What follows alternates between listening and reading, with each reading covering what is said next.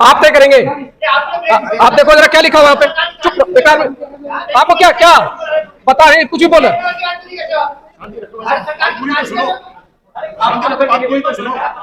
आप कंटिन्यू कीजिए, आप बोलिए, आप लाइव हो गया। ऐसा है,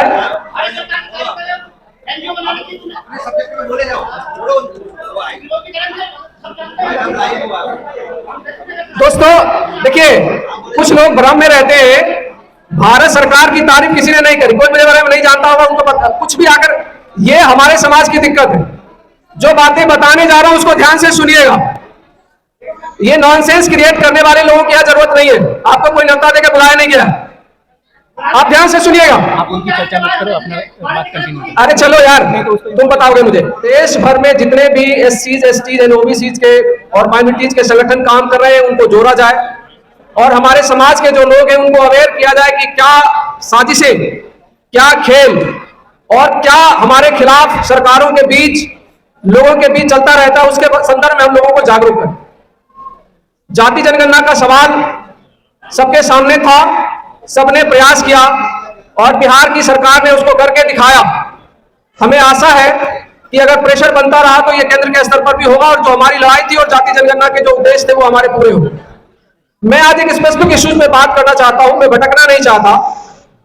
ये ठेकेदारी में हिस्सेदारी का जो मुद्दा है, दरअसल क्या है, पिछले 75 सालों में हम जो लड़ाई लड़ते रहे, हमारा समाज, हमारे पुरखे, चाहे वो कर्पूरी ठाकुर जिनको भारत सरकार ने अभी भारत रत्न दिया है, हमारे लिए सम्मान की बात है, हम सबके लिए खुशी की बात है। कौन सी सरकार ने दिया हमें वो मायने नहीं रखता, हम उसके समर्थक हो सकते हैं, विरोधी हो सकते हैं, पर हमारे लिए एक सम्मान की बात है कि हमारे पुरखों को दिया जा रहा है।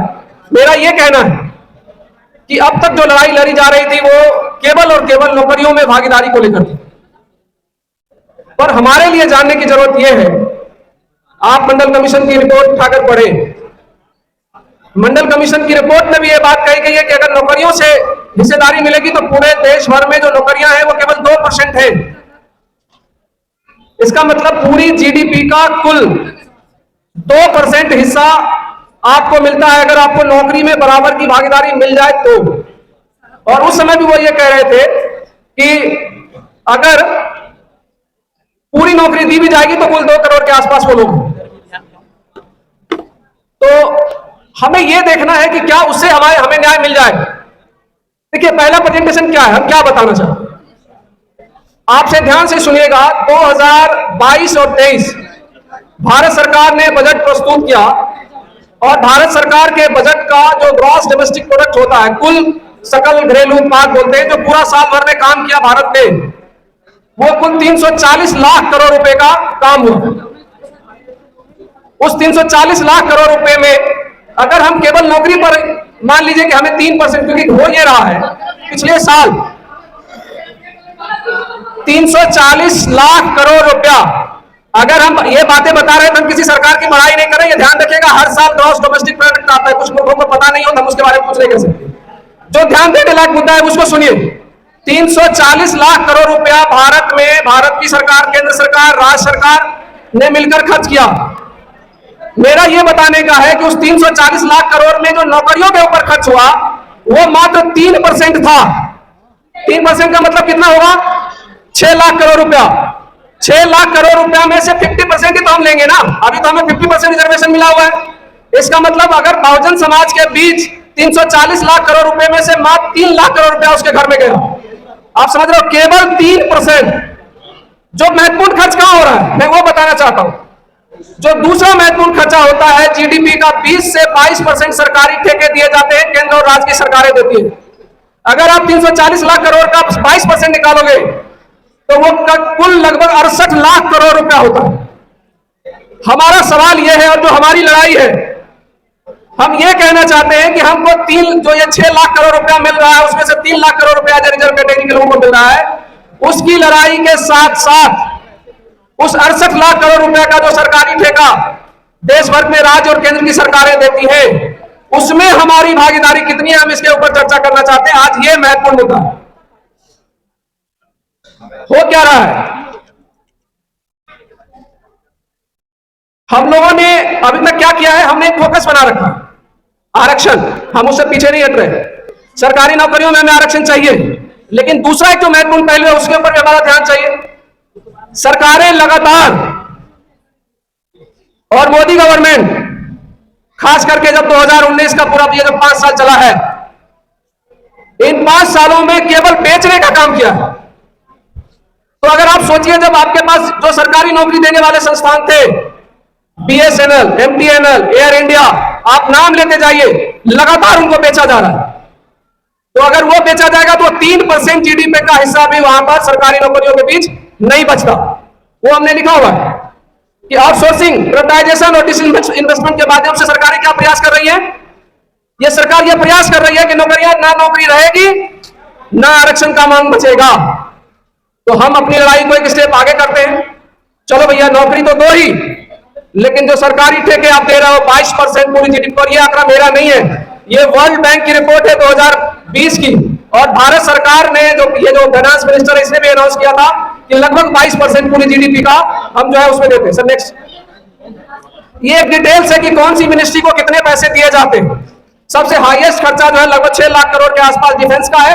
हमने पूरा डिटेल दिया है, रोड ट्रांसपोर्ट का, रेलवे का, होम अफेयर्स का, केमिकल एंड फर्टिलाइजर्स का और कम्युनिकेशन, ये सारे खर्चे हैं जो डिपार्टमेंट वाइज, मंत्रालय वाइज बांटे गए। और इन सब में किसी का 22%, किसी का 25%, किसी का 20% हिस्सा जो है क्या जाता है? सरकारी ठेके में जाता है। सर नेक्स्ट, ये जो पॉइंट हमने डिस्कस किया, हम लोगों ने सरकारी नौकरी को माना कि वो सामाजिक न्याय है। क्यों माना? क्योंकि जब हमें नौकरी मिलती है तो हम ये महसूस करते हैं कि हमें भी सरकार में भागीदारी मिल रही है। जब आरक्षण के माध्यम से हमारे लोग IAS, IPS, SDM, DM, doctor, engineer बन रहे हैं, तो क्या हो रहा है? हमारे समाज का मानसिक उत्थान हो रहा है। लेकिन वाकई में अगर सोचा जाए तो वो लड़ाई भी हमारी क्या है? वो जीवन की लड़ाई है, लाइवलीहुड की लड़ाई। और ये मैं क्यों बताना चाहता हूं, सामाजिक लड़ाई के ऊपर हमको फोकस रखा गया, जो हमारी आर्थिक लड़ाई थी। क्योंकि जब तक हमारे घर में पैसे नहीं आएंगे भाई, हम लड़ने के लिए सक्षम नहीं हो सकते। और उसकी लड़ाई हमें लड़ने के लिए जो सेकंड रेस है, देखिए, वो हमको ठेकेदारी में लेकर आना पड़ेगा। ठेकेदारी में आरक्षण की डिमांड, ठेकेदारी में भागीदारी की डिमांड हमको करनी पड़ेगी। क्या होता है ठेकेदारी में और हम कैसे नहीं आ पा रहे? मैं आपको एक आंकड़ा बता रहा हूं। भारत सरकार ने जो MSMEs होता है, स्मॉल एंड माइक्रो इंडस्ट्रीज, उसके अंदर एक नियम बनाया। कितनी भागीदारी है? 68 लाख करोड़ का जो मैंने आंकड़ा दिया, उस 68 लाख करोड़ में SC, ST, OBC की भागीदारी कितनी है, मैं वो बताना चाहता हूं। उसमें रूल बनाया गया है कि कुल GDP का 25%, जो जितने प्रोक्योरमेंट होते हैं, जो सरकारी ठेका जाता है, लगभग उस सरकारी ठेके का, उस 68 लाख करोड़ का 25% हिस्सा जो है माइक्रो एंड स्मॉल इंडस्ट्री से लिया जाएगा। और इत्तेफाक से आपको बताऊं, वहां पर सरकार ने एक प्रावधान किया है, 4% SC और ST को रिजर्वेशन है और 3% महिलाओं को रिजर्वेशन है। और यह रिजर्वेशन 2012 से दिया गया है। उसके बावजूद भी आज के दिन हम लोग 0.75 है, 1% तक भी नहीं पहुंच पाए, जबकि 4% का आरक्षण दिया गया है। अभी आरक्षण की सीमा पहुंचना तो छोड़िए, हम लोग 0.75 तक पहुंचे हैं। आप ये लगा लो, 68 लाख करोड़ का 25% और उस 25% का 0.75%, कितना बनेगा? 10-20 हजार करोड़, 20,000, 68 लाख करोड़ का ठेका जा रहा है। वो किसके पास जा रहा है? वो 15% के पास जा रहा है, पूरा का पूरा 68 लाख करोड़। अगर हम उसमें से निकाल पाएंगे तो हद से हद 40 से 50 हजार करोड़ हमारे पास आ रहा है। तो 67 लाख करोड़ रुपया उन सवर्णों के पास जा रहा है, आप और हम उनसे कैसे टक्कर ले पाए? आप जरा सोच कर देखिए, कैसे रोका जाता है? आप सरकारी ठेकों का जो टेंडर निकलते हैं, उनकी नोटिस आप में से कुछ लोग पढ़ते होंगे। उसके जो प्रावधान बनाए जाते हैं, वो प्रावधान ऐसे होते हैं कि कोई भी SC, ST, OBC समाज का व्यक्ति उसमें पार्टिसिपेट नहीं कर सकता। कहीं नहीं लिखा होता कि SC, ST, OBC वालों को पार्टिसिपेट करने नहीं दिया जाएगा, लेकिन कहते हैं ना, जी सत्ता जिसके हाथ में है, नियम कानून वो बनाएगा, तो अपने हिसाब से बनाएगा। क्या करते हैं? एक शर्त लगा दी जाती है, 5 साल का एक्सपीरियंस होना चाहिए। कहां से आएगा? हमने भी, हमारी पहली पीढ़ी इसमें धंधे में आई है, कहां से आएगा जी? फिर क्या करेंगे? आपका टर्नओवर कितना है? 25,000 करोड़ है, 5,000 करोड़ है, 10,000 करोड़ है, 2,000 करोड़ है। हमारे लोग जो काम कर रहे हैं वो 50 करोड़, 100 करोड़, 1,000 करोड़ तक भी नहीं पहुंच पाए, 100-500 करोड़ के बीच में काम कर रहे हैं। तो दूसरा क्या लगाई जाती है बाधा? टर्नओवर।